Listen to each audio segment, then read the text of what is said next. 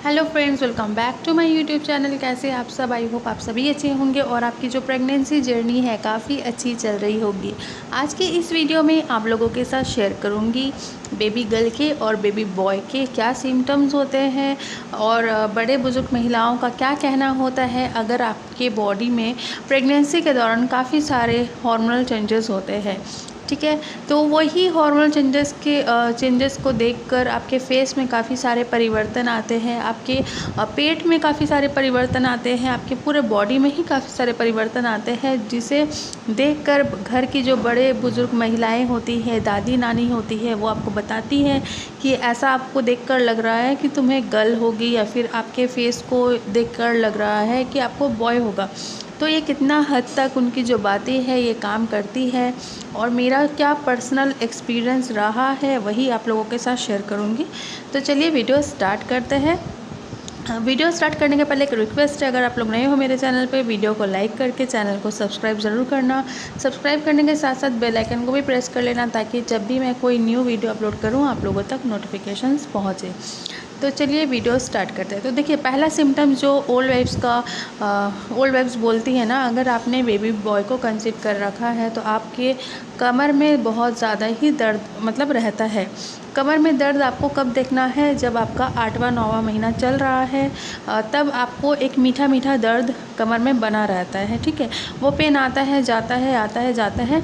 अगर मीठा मीठा दर्द, देखिए हद से ज़्यादा पेन ना, कोई भी पेन हद से ज़्यादा सही नहीं है, ना आपके लिए ना आपके बच्चे के लिए।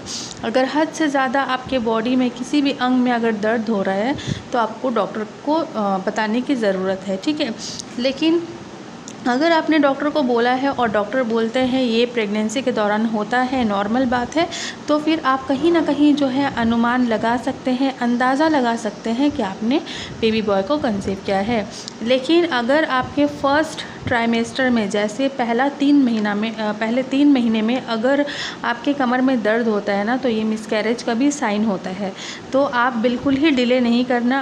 अगर आपके निचले हिस्से में बहुत ज़्यादा हद से ज़्यादा पेन हो रहा है, या फिर कमर में बहुत ज़्यादा पेन हो रहा है, बर्दाश्त से बाहर है, तो ये मिसकैरेज का भी साइन होता है। तो आप डॉक्टर को ज़रूर से ज़रूर संपर्क करें। ठीक है, तो नेक्स्ट सिम्टम्स ये है, लेकिन ओल्ड वाइफ्स की ये बातें होती है, उनको काफ़ी सारा उन्होंने एक्सपीरियंस किया हुआ रहता है, तो उस हिसाब से वो बताती हैं कि अगर आपके कमर में पेन होता है तो बोला जाता है आपने बेबी बॉय को कंसीव किया है।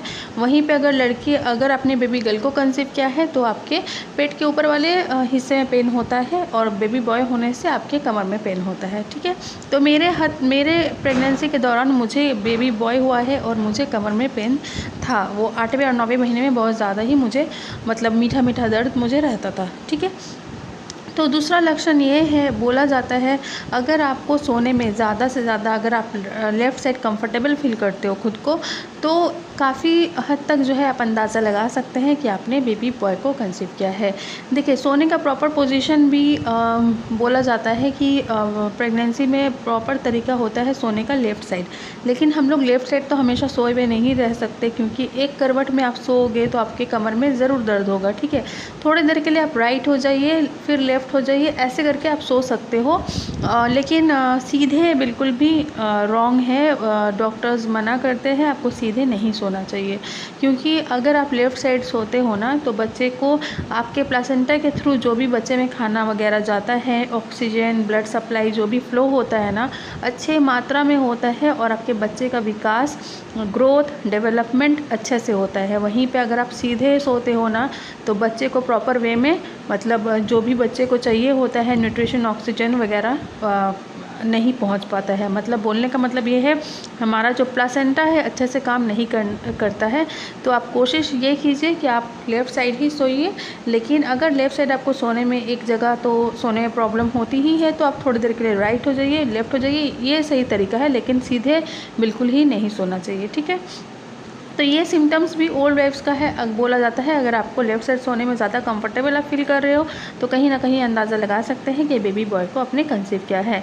देखिए मेरे टाइम पे ये लक्षण भी बहुत ज़्यादा ही सटीक बैठे थे। जो मेरे टाइम पे लक्षण सटीक बैठे थे वही लक्षण मैं आप लोगों के साथ शेयर कर रही हूँ। लेकिन फिर भी मैं यही बोलूँगी कि साइंस तो ओल्ड वाइफ्स की बातों को नहीं मानता है। साइंस का अलग ही उनका रीज़न होता है, लेकिन वो लोग हो सकता है बहुत सारी महिलाओं में उन्होंने देखा होगा तो उस हिसाब से वो बताती होंगी। लेकिन आपको किसी भी वीडियो को देख के ना विश्वास नहीं करना है कि मैंने ये वीडियो देख लिया तो मुझे गर्ल ही होगी या फिर मुझे बॉय ही होगा। ये आप अंदाज़ा लगा सकते हैं, काफ़ी हद तक 80% तक आप मान सकते हैं। लेकिन कोई भी आपको ये नहीं बोलेगा कि आप 100% ही वीडियो को देख के आप मान लो, श्योर हो जाओ कि आपने गर्ल को ही कंसीव किया है या फिर अपने बॉय को ही कंसीव किया है। यहाँ पर मेरा जो पर्सनल एक्सपीरियंस है, जो मेरे ऊपर से होकर गुजरा है, वही मैं आप लोगों के साथ शेयर कर रही हूँ। ठीक है। और वीडियो बनाने का मतलब ना ये नहीं कि मैं जेंडर को लेकर भेदभाव करती हूँ। आप खुद ही सोचिए, जब हम प्रेग्नेंट रहते हैं, जब हमें किट में समझ में आ जाता है कि हमने कंसीव कर लिया है, तो हमें खुशी का ठिकाना नहीं होता है। जो फर्स्ट टाइम मॉम होती है तो बहुत ज़्यादा ही खुश होती है, लेकिन जो सेकेंड टाइम थर्ड टाइम भी मॉम होती है ना, जिन्हें ऑलरेडी एक बेटा होता है वो सोचती मुझे एक मतलब अब बेटी हो जाए।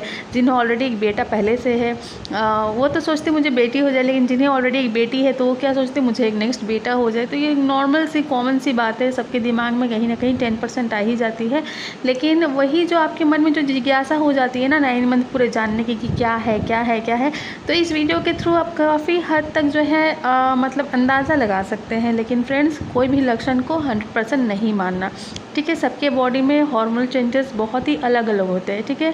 तो आपको वीडियो को देख के आप काफ़ी हद तक जो है अनुमान लगाइए, लेकिन 100% बिल्कुल ही नहीं मानना कि मैंने देख लिया तो मुझे गर्ल ही होगी या फिर बॉय होगा। तो चलिए दूसरा सिम्टम्स आप लोगों के साथ शेयर करती हूँ। बोला जाता है कि अगर प्रेगनेंसी के दौरान अगर आपको खुजली बहुत ज़्यादा होती है, मतलब खुजली होती है तो आपने गर्ल को कंसीव किया है, या फिर आपको इचिंग की प्रॉब्लम उतनी भी नहीं होती है तो आपने बेबी बॉय को कंसीव किया है। तो मेरे बेबी गर्ल के टाइम में ना मेरे पाम में मतलब हथेली में बहुत ज़्यादा ही खुजली होती थी, फिर पैर के तलवे में बहुत ज़्यादा ही खुजली होती थी, फोरहेड में, फेस में बहुत ज़्यादा ही मुझे खुजली होती थी। लेकिन इस बार जब मैंने बेबी बॉय को कंसीव किया था तो मुझे खुजली की परेशानी बिल्कुल ही नहीं हुई थी। ठीक है। तो मुझे खुजली की परेशानी बेबी गर्ल में इतनी मैं परेशान हो गई थी ना कि मुझसे बर्दाश्त नहीं हो पा रहा था। मतलब 4 दिन 5 दिन तक मैं बहुत ही परेशान रहती थी। लेकिन आपको क्या करना है ना, ईचिंग नहीं करना है। ईचिंग करने से ना बहुत तरह की प्रॉब्लम हो सकती है। आपको अगर ईचिंग की समस्या बहुत ज़्यादा होती है ना तो डॉक्टर को एक बार ज़रूर दिखाइए। ठीक है। लेकिन बोला जाता है, मैं अगर आपको मेरा पर्सनल एक्सपीरियंस बताऊँ ना तो मेरे बेबी गर्ल के टाइम पे मुझे खुजली की परेशानी बहुत हुई थी, लेकिन बेबी बॉय के टाइम पे बिल्कुल ही मुझे खुजली वाली प्रॉब्लम नहीं हुई इस बार। तो इससे भी आप काफ़ी हद तक जो है अंदाज़ा लगा सकते हैं कि अगर आपने बेबी बॉय को कंसीव किया है तो आपको खुजली वगैरह उतनी नहीं होती है। वहीं पे अगर आपने गर्ल को कंसीव किया है तो आपके हथेली में, पैर के तलवे में, फिर फोरहेड पे, फिर फेस पे काफ़ी जगहों में आपको खुजली की परेशानी हो सकती है, जितना मैंने एक्सपीरियंस किया है। ठीक है। तो ये थे मेरे कुछ सिम्टम्स जो मैंने आपको बताए हैं। आई होप आपको वीडियो पसंद आई होगी। देखिए ओल्ड वेब्स की जो बातें हैं ना वो कहीं ना कहीं 80% तक मेरे साथ में ना मतलब मैच हुआ था, वहीं पे 20% मैच नहीं हुआ था। और बोलने का मतलब ये है, अगर आपको प्रेगनेंसी के दौरान कोई भी परेशानी हद से ज़्यादा हो रही है, कहीं पे पेन हो रहा है, कहीं पे ईचिंग बहुत ज़्यादा हो रही है, कहीं पे भी आपको कोई भी दिक्कत आ रही है ना, पहले आप डॉक्टर को ज़रूर बताइए। ठीक है। और आपको इतना नहीं सोचना चाहिए, आपकी जो 9 मंथ की जो जर्नी है ना वो हमेशा तो नहीं आती है। जब आती है तो इससे फुल्ली एंजॉय कीजिए, हैप्पी रहने की कोशिश कीजिए। आप जितना हैप्पी रहोगे आपका बच्चा भी उतना ही उसका ग्रोथ डेवलपमेंट बहुत ही अच्छे से होगा। इसीलिए टेंशन फ्री रहिए। जो भी होगा आपके लिए जो सही है ऊपर वाला वही करेगा, तो भरोसा रखिए। ठीक है। और इतना टेंशन लेने की आपको ज़रूरत नहीं है। गर्ल हो या फिर बॉय हो, दोनों ही आपका है। तब तक के लिए bye bye guys, take care.